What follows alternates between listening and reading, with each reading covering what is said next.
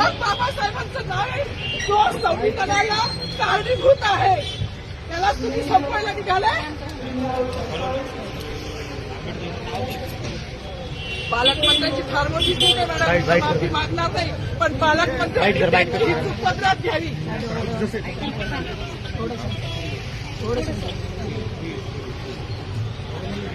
मला मीडियाशी घेणं नाही मॅडम, मला सस्पेंड केलं, मी वाळूचे गाड्या उपसीन, मी माती काम करीन, पण बाबासाहेबांची ओळख पुसून येणार नाही. मला सस्पेंड करायचं करू शकता मॅडम. बाबासाहेबाला संपवायचं काम करायचं नाही.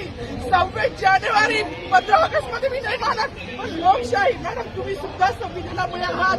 पालकमंत्री सुद्धा पालकमंत्री संविधानामुळे आहे. कोणताही जाती भेट नाही, सगळी समानता दिली आहे. बाबासाहेबांचं नाव आता तरी भाषणात येईल, मग तरी भाषणात येईल.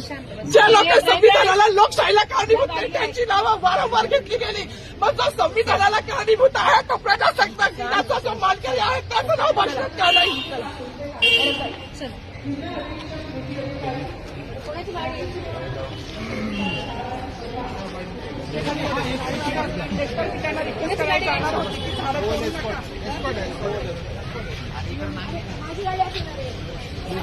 थोडी